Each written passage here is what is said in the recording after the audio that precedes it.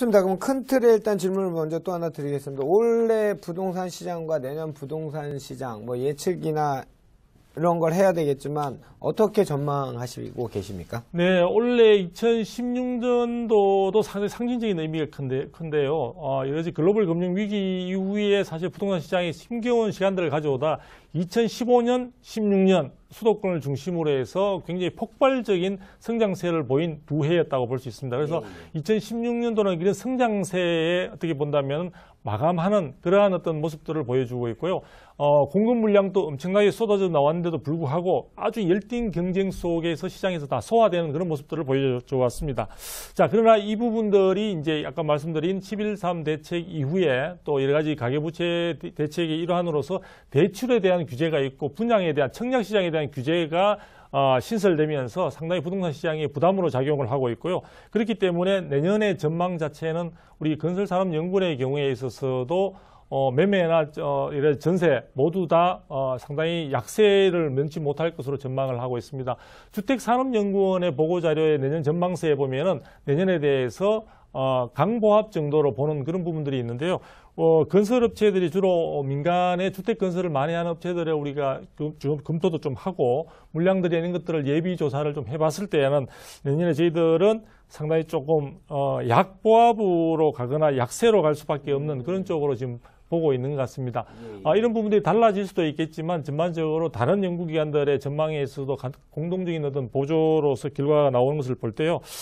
이런 부분들이 또 금리 상승이라는 그런 부분과 같이 메가톤급적인 그런 요소와 같이 맞물린다면 내년에서 상당히 약세 기조가 이어질 것으로 보여지고요. 이 부분들은 저희들이 조금 중장기 전망은 가능한 좀 회피하고 있는데 일단 한 내년에나 후내년까지 이어질 가능성이 높은 것으로 보고 있습니다.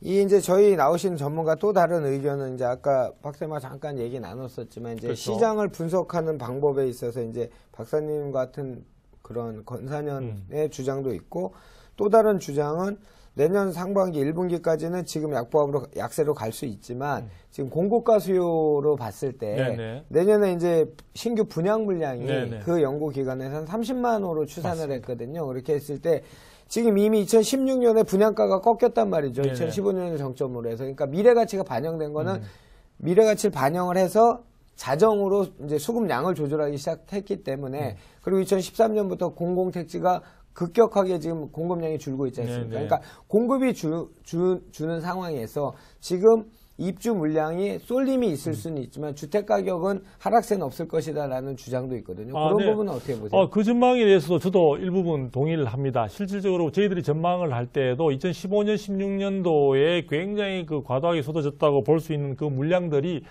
저희들이 전망치에도 내년에는 30만 호에서 40만 호, 최대 40만 호 정도까지 보고 있고요. 그러한 기조가 당분간 이어질 것으로 보고 있습니다. 그것은 다시 말해서 건설업계에서 주택 공급을 담당하는 주택 건설업계 쪽에서도 기존의 어떤 물량 자체가 시장에서 충분히 소화될 수 있는 상황들을 조금씩 넘어서고 있다는 그런 우려들이 많이 나왔기 때문에 그 부분에 대한 조절에 들어갔다고 볼 수 있는데요. 그런 측면에서 본다면 수급의 자연스러운 흐름에 의해서 가격 부분도 약세로 돌아갈 수 있더라도 과도한 어떤 추락이나 이런 가능성은 저도 분명히 없다고 보여집니다. 다만 이제 제가 조금 걱정하는 부분은요. 그러한 수급의 균형에 따라서 당연히 가격도 좀 조정이 되고 사실은 제가 보기에도 그동안의 물량이나 가격의 상승세에 있는 것을 볼 때 조정이 불가피했다. 저는 이제 그렇게 보는 측면들이 있습니다. 다만 이 수요와 공급 이외에도 시장에서 다양한 변수들이 작용을 하지만요. 특별히 또 시장의 수요자들의 심리라는 부분도 상당히 크게 작용을 하거든요. 그래서 제가 뭐 아까 서두에 우리 또 MC께서도 말씀을 하셨지만 전반적으로 시장 현상을 보는 데 있어서 수요자분들이 또 실수요자를 중심으로 해서 과도하게 시장 상황을 낙관할 때는 너무 낙관적으로 생각을 하시거나 또 침체될 때는 과도하게 실망하는 그런 모습으로 해서 심리적 위축 자체를 지나치게 크게 가져가는 측면들이 있는 것 같습니다. 그래서 제가 볼 때는 제가 아까도 좀 말씀을 드렸지만 내년과 후내년 정도는 좀 조정기 정도로 생각을 하시는 게 좋지 그 자체가 일부에서 이야기하는 뭐 폭락 장세가 온다든지 그럴 가능성은 저는 크지 않다고 보여집니다. 사실 우리가 과거에 IMF라든지 글로벌 금융위기가 왔을 때 그것도 외부에서의 충격파에 의한 어떤 일시적인 그런 충격파이지 그것도 결국은 5년이나 10년의 시간이 경과함에 따라 충분히 극복해내지 않습니까? 우리 시장 내에서 여러 가지 탄력성이나 내재적으로 충분히 견딜 수 있는 그런 것들이 있기 때문에 너무 지나치게 걱정은 하지 않도록 하는 부분들이 바람직할 것 같습니다. 좋습니다. 질문 들어가겠습니다. 내년부터 이제 집값이 공급 과잉이나 여러 가지 외부 변수로 인해서 집값이 하락할 것이라는 아까 얘기했던 프레임 또는 팩트라고 얘기하는 그런 전망들이 많이 나오고 있는데요. 두 박사님 어떻게 보십니까? 네, 지금 그 집값 하락에 대한 가능성은 전반적으로 전문가들이 다 이제 예상을 하고 있는 것 같습니다. 그래서 이제 그런 부분들에 대해서 건설업계에도 같은 맥락에서 지금 공급 물량에 대한 조정도 지금 생각을 하고 있는 것 같고요. 다만 이런 부분들에 대해서 또 다른 측면에서의 여러 가지 어떤 검토도 필요하다는 이야기들이 있습니다. 서울 같은 경우에도 상당 부분이 멸실주택, 그리고 노후화된 그런 부분들에 대해서 멸실주택들이 적지 않은 것으로 보여지고요. 또 상당히 오래된 그 단독주택이나 공동주택 가운데 노후화로 인해서 새롭게 재건축을 한다든지 리모델링을 해야 된다든지 하는 그런 부분들의 중요 교체 시기가 2017년부터 본격화된다는 그런 주장들도 있는 것 같습니다. 그런 자료들도 나와 있는 것 같고요. 그런 측면들이 있는 것 같고 또 금리 부분에 대해서도 시장에서는 이제 상당히 그 과민하게 이제 많이 보여지고 있는데요. 제가 일전에 이 방송에 나와서 한번 말씀드린 바가 있습니다. 미국의 금리 인상은 뭐 당연히 예정되어 있는 것이고요. 그런 부분들에 대해서는 뭐 다른 변화가 없겠지만 그동안에도 금리 인상에 대해서 여러 가지 이야기가 나왔지만 시기가 많이 지연되어 왔었고 올해 만일에 연말에서 된다, 미국에서 될 경우에 국내에서는 과연 이 금리를 어떤 식으로 보조를 맞춰갈 것인가에 대한 관심이 많은 것 같습니다. 그런데 예전에도 한번 말씀드렸다시피 국내 여러 가지 경기 회복에 대한 그런 준비를 위해서 필요를 하거나 여러 가지 가계부채나 국내 사정 등으로 해서 미국의 금리 인상과 동일한 시점 혹은 그와 같은 폭의 금리의 변동을 가져가기에는 우리 국내의 경제 상황이 녹록치 않은 것 같습니다. 그리고 미국의 예전에 금리 인상이 있더라도 그 충격파가 국내에 고스란히 전해지기까지는 일정 시간, 6개월에서 1년 정도의 시간이 있는 경우도 있었다. 이런 상황이 되고요.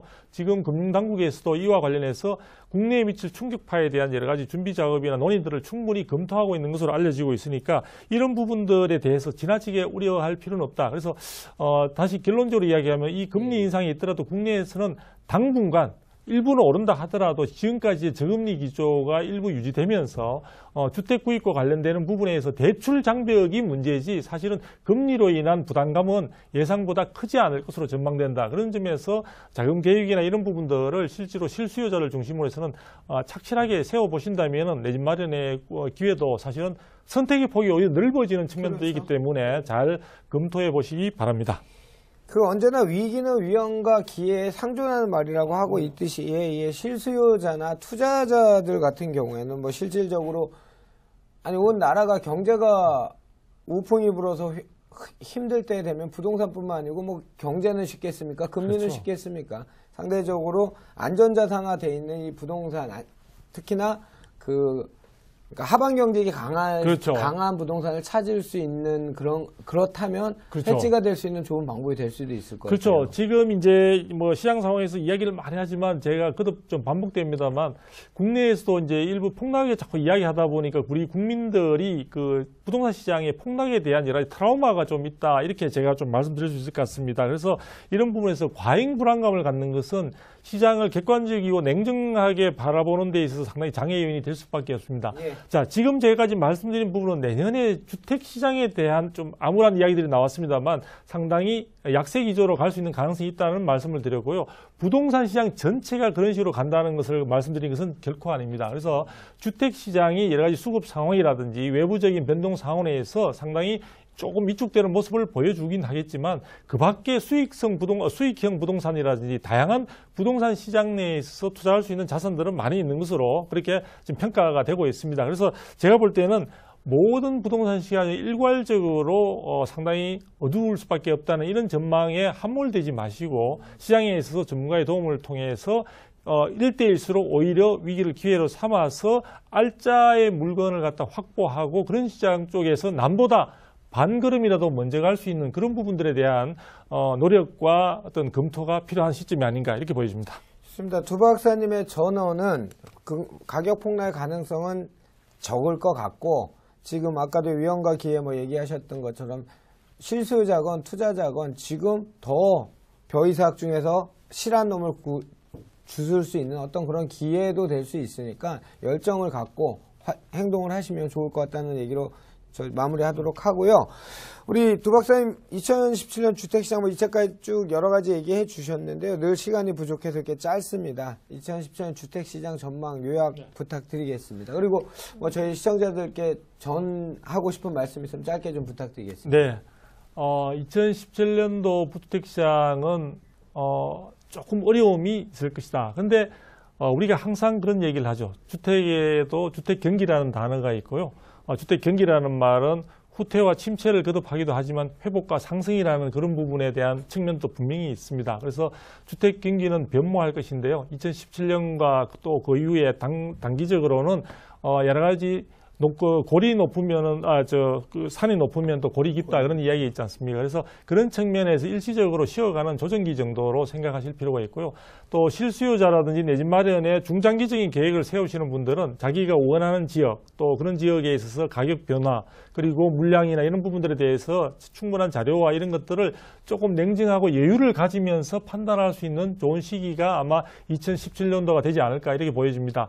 또 국내외적으로 상당히 어려운 여러 가지 악재들이 많이 있는 것은 사실이지만 그런 부분들은 이미 불확실성의 지역에서 우리가 우리 눈으로 볼 수 있고 확인할 수 있는 쪽으로 튀어져 나왔습니다. 이제 확인할 수 있는 것은 더 이상 악재가 아닐 수도 있다는 측면을 우리가 생각해 볼 수가 있을 것 같습니다. 그래서 부동산 시장에서도 내년에 구름이 낀다고 하긴 하지만 언제든지 그 사이사이마다 햇살은 항상 우리 곁에 다가올 수 있는 점을 생각을 하시고 부동산 시장에서도 어려움 가운데 긍정적인 그런 측면의 마인드를 잃지 마시길 부탁드리겠습니다.